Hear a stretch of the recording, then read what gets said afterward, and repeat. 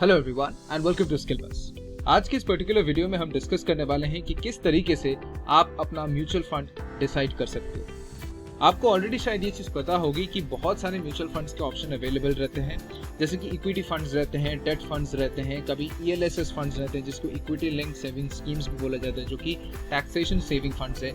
इसी तरीके से म्यूचुअल फंड्स में बहुत सारे कैटेगरीज होते हैं depending on how much risk and how much returns is the investor suppose to have. ठीक है, तो उस बेसिस में हम लोग डिस्कस करेंगे कि किस तरीके से आप अपना म्यूचुअल फंड डिसाइड कर सकते हो, किस तरीके से कौन से पैरामीटर्स आपको देखने पड़ेंगे in order to decide your mutual fund.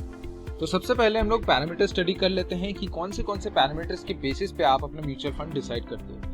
सबसे पहले आप अपने डिजायर्स को फिक्स आउट करते हो कि एग्जैक्टली आप जो इन्वेस्टमेंट्स कर रहे हो उस इन्वेस्टमेंट का वाई क्या है, आपका क्या नीड्स है, जिस नीड्स की वजह से आप इन्वेस्टमेंट करना चाहते हो। Is it the fact that you want to get wealthy? Is it the fact that you want to buy a house or something like that? तो सबसे पहला जो पैरामीटर है जो आपका म्यूचुअल फंड डिसीजन को ट्रिगर करता है वो कि आपका डिजायर क्या है out of the investment you are making. Second important thing is the time that you can wait for. Obviously time is money. एक टाइम तक आप इन्वेस्टमेंट करोगे और उस टाइम के पीरियड के बाद ही आपको उस इन्वेस्टमेंट्स की फ्रूट्स मिलेगी, राइट। तो इसी चीज के लिए सबसे ज्यादा इंपॉर्टेंट है कि कितना टाइम में आपको इन्वेस्टमेंट का रिटर्न्स चाहिए। अगर आप शॉर्ट पीरियड में रिटर्न्स एक्सपेक्ट करना चाहते हो तो it would be much better to go with such assets जिसमें रिस्क बहुत ज्यादा कम होती है, जैसे कि बॉन्ड्स, राइट। जैसे कि आपको फिर डेट म्यूचुअल फंड्स की तरफ जाना पड़ेगा। So this is another important parameter. All this parameters I am going to discuss this in detail just in a while. तो मैं यहाँ पे ओवरव्यू आपको बता रहा हूँ। And the third and the most important of all the parameters is the risk appetite. आप में कितना एपेटाइट है, कितना रिस्क ले सकते हो, कितना स्ट्रेंथ आप ले सकते हो रिस्क के मामले में, राइट। कितना आप शोल्डर कर सकते हो। अगर आप ज्यादा रिस्क नहीं लेना चाहते हो, if your money is hard earned money and if you want to keep that money properly, आप उसको खोने का बहुत ज्यादा डर रखते हो, तो उस बेसिस में आपको ज्यादा इक्विटीज में इन्वेस्ट नहीं करनी चाहिए। इस हिसाब से आपकी पोर्टफोलियो डिजाइन होती है। These are the parameters that actually helps you to decide कि आपका जो म्यूचुअल फंड है उसका पोर्टफोलियो कैसा होगा। ठीक है, अब हम लोग डिटेल में एक बार डिस्कस कर लेते हैं सारे पैरामीटर्स। सबसे पहले let me give an explanation of the needs. ठीक है, तो जो आपका डिजायर्स है वो कितने तरह के होते हैं। The first Dzire can be becoming wealthy. आप शायद अमीर बनना चाहते हैं, उस हिसाब से आप इन्वेस्टमेंट करोगे। जब आप बिकमिंग वेल्दी वाला नीड अपना रखते हो ऑन इन्वेस्टमेंट्स, तो ऑब्वियस सी बात है आपको over a long period of time invest करनी पड़ती है। तो यहाँ पे टाइम फैक्टर जो दूसरा पैरामीटर है वो भी आ जा रहा है। And at the same time आपको ज्यादा रिस्की एसेट्स में ही इन्वेस्ट करना पड़ता है, because only in the risky assets you have more possibilities of returns, right. दूसरा चीज है रिटायरिंग अर्ली। अगर आप जल्दी रिटायर करने का एम्बिशन लेके रखे हो तो उस हिसाब से आपका जो भी इन्वेस्टमेंट है वो ऐसा होना चाहिए कि आपको एक फिक्स्ड इनकम दे सके।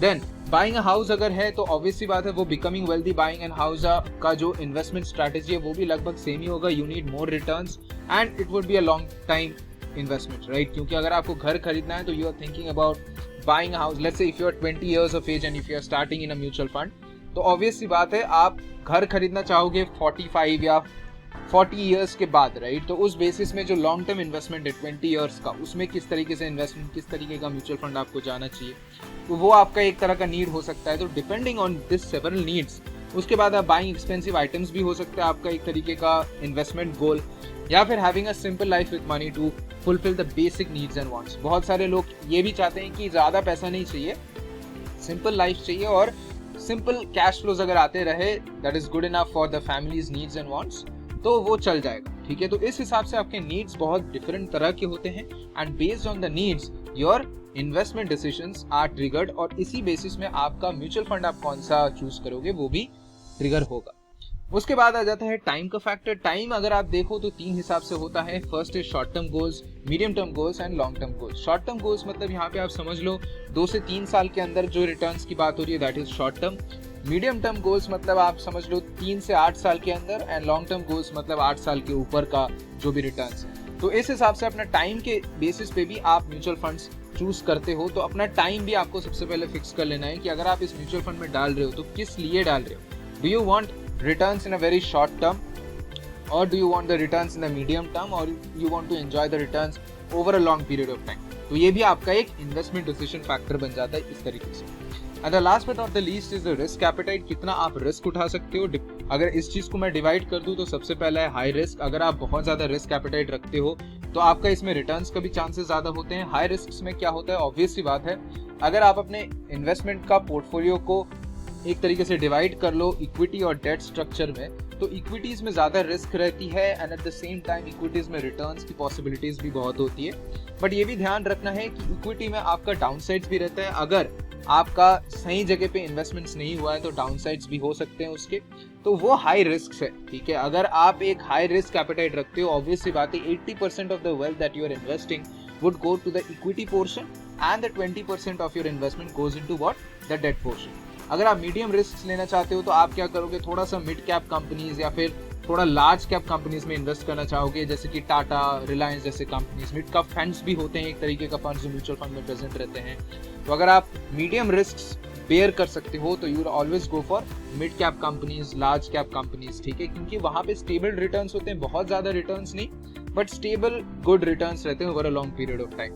तो इस हिसाब से भी आपका एक तरीके से डिसीजन ट्रिगर होता है। द लास्ट लो रिस्क, अगर आप लो रिस्क एकदम पैसा खोना नहीं चाहते हो, so on that the best thing is bonds पे आप इन्वेस्ट कर लो। आपका जो 80% ऑफ द वेल्थ होगा या फिर 70% of the wealth would go to the debt mutual fund. तो इसी तरीके से इन 3 पैरामीटर्स के थ्रू आपको अपना चॉइस निकालना है कि एग्जैक्टली आपको क्या पसंद है and based on that you basically decide कि किस तरीके का इन्वेस्टमेंट में आपको जाना है, किस तरीके का पोर्टफोलियो आपको चूज करना है।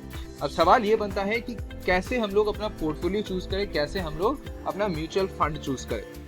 तो उस चीज के लिए मैं अभी आपको लेके दिखाऊंगा अच्छी तरीके से कि मनी कंट्रोल वेबसाइट में जाके किस तरीके से on the basis of all this parameters, after listing down the parameters, कि आप कितना रिस्क ले सकते हो, कितने टाइम में आपको पैसा चाहिए और कितना आपका टोटल गोल है इन्वेस्टमेंट का। ये सारी चीज जब आप एक बार नोट डाउन कर लो, उसके बाद मैं आपको बताऊंगा कि किस तरीके से आप मनी कंट्रोल वेबसाइट में जाके आप अपना म्यूचुअल फंड चूज कर सकते हो and after choosing the mutual fund आगे क्या करना है वो भी मैं आपको बता दूंगा। So let us just move on to the Moneycontrol website. तो ये आप देख सकते हैं, यहाँ पे आपको डायरेक्टली बस ये लिखना है गूगल पे कि money control and the first thing that comes up, आपको वहाँ पे जाना है। So you click it up. Click करने के बाद आप देख सकते हो कि यहाँ पे बहुत सारी चीज़ दी हुई है। ये एक्चुअली एक फाइनेंशियल न्यूज़ का एक तरीके का सोर्स है। यहाँ पे हर तरीके का फाइनेंस न्यूज़, अगर आप स्टॉक मार्केट के रिलेटेड कोई भी न्यूज़ जानना चाहते हो, you can get everything in this particular website. तो यहाँ पे करना क्या है आपको, गेटिंग इनटू दिस टॉपिक। तो म्यूचुअल फंड्स देख रहे हो आप यहाँ पे म्यूचुअल फंड्स में जाके आप एक्सप्लोर करो। एक्सप्लोर में जाके आप फाइंड फंड में क्लिक करो।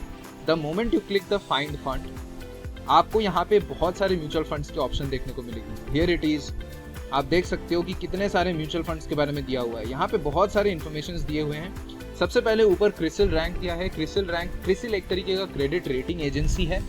जैसे कि अगर कोई चीज ज्यादा ट्रस्टेबल है तो उस बेसिस में एक तरीके का क्रिसिल का रैंक होता है, एक रेटिंग होता है। जैसे कि आप IMDb रेटिंग देखते हो किसी भी मूवी को जज करने के लिए, right, before watching it. Similarly CRISIL rank एक तरीके का आप समझ सकते हो वैसा ही कुछ है म्यूचुअल फंड्स के लिए। ठीक है, यहाँ पे आप देख सकते हो कि कितने टोटल इन्वेस्टमेंट्स हुए हैं, उसका फिगर दिया हुआ है। तो 8746 इन क्रॉस, ठीक है, जो सबसे हाईएस्ट रेटेड है यहाँ पे, जो यहाँ पे ऊपर सबसे है, उसी का बात मैं कर रहा हूँ। उसके बाद देखो यहाँ पे रिटर्न्स दी हुई है 1 वीक का, 1 मंथ का, और इसी हिसाब से बहुत सारी चीज दी हुई है। आप देख सकते हो यहाँ पे नेगेटिव रिटर्न्स का भी है, जो इस पर्टिकुलर मंथ पे इस पर्टिकुलर वीक पे जिसका नेगेटिव नेट एसेट वैल्यू का डिडक्शन हुआ है, एक तरीके से आप समझ सकते हो। तो यहाँ पे एक चीज ये भी समझने लायक है कि शॉर्ट टर्म में आप देख सकते हो कि कुछ फंड्स नेगेटिव रिटर्न्स भी दे सकते हैं। ऐसा नहीं है कि म्यूचुअल फंड्स मतलब हमेशा आपको पॉजिटिव ही रिटर्न्स मिलेंगे। ठीक है, depends on the timing over here as well.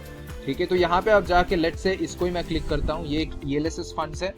ठीक है, तो सबसे ऊपर वाला फंड में अगर आप जाओगे तो यहाँ पे देख सकते हो कि आपको सारी चीज दी हुई है कि कौन मैनेजर्स है, कौन इसको पूरी तरीके से मैनेज करता है। यहाँ पे एक ग्राफ दी हुई है जहाँ पे निफ्टी का एक तरीके का बेंचमार्क मान के इसको कंपेयर किया गया है। यहाँ पे आप देख सकते हो, if you bring your cursor over here, आपको दिखेगा कि लेट्स से अगर 2013 में आप 1000 अमाउंट इन्वेस्ट कर रहे होते एज एन SIP, तो उस हिसाब से आपका वर्थ ऑफ इन्वेस्टमेंट्स कैसे बढ़ रहा होता, वो चीज़ यहाँ पे ग्राफिकली आपको बता दिया गया है। एक हिस्टोरिकल कंपैरिजन है।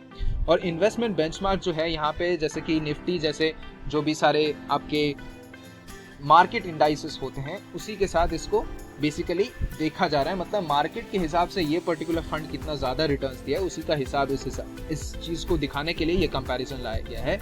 उसी हिसाब से आप देख सकते हो कि over a period of time किस तरीके से ये बढ़ा है इकट्ठा। ठीक है, आप यहाँ पे और एक चीज़ भी कर सकते हो, that if you want to have a monthly SIP, आप यहाँ पे अमाउंट पुट करो अपना। ठीक है, कि अगर इंसेप्शन में आपने इतना इन्वेस्ट किया होता तो फिर कितना आपका रिटर्न्स आता है। लेट्स से मैं 5000 करके मंथली बेसिस में, लेट्स से आपको पहला जॉब मिला है, लेट्स से आपका जॉब 30,000 का है, you are a fresh graduate, तो 30,000 में से एटलीस्ट 5,000 आप इन्वेस्ट कर ही सकते हो। तो वैसे अगर SIP में आप इन्वेस्ट करते हो, which is systematic investment plan, जो कि डेली बेसिस में मंथली आपको एक अमाउंट देना पड़ेगा ऐसे, तो उस बेसिस में मैं देखना चाहता हूँ कि कितना मेरा रिटर्न्स अभी होता। तो if I apply that, basically calculate the returns on that basis. यहाँ पे देख सकते हो अभी अगर मैं 2013 में इन्वेस्ट किया होता तो अभी मेरा जो अमाउंट है वो अमाउंट लिटरली 5 लाख के आसपास हो जाता। ठीक है, तो इसी हिसाब से आप अपना चॉइसेस कर सकते हो। ऐसे बहुत सारे आपने देखा अभी भी प्रेजेंट थे। ठीक है, यहाँ पे मैं एक ही एग्जांपल दिखा रहा हूँ, ऐसे बहुत सारे हैं। आप बैठ के रिसर्च करो, देखो कि कौन सी चीज़ आपके लिए सूटेबल है। On the basis of that आप फिर अपना डिसीजन ले सकते हो। यहाँ पे आप देख सकते हो कि सारे स्टैटिस्टिक्स दिया हुआ है कि किस हिसाब से रिटर्न्स बाकी बेंचमार्क्स का हुआ है और इसका हुआ है।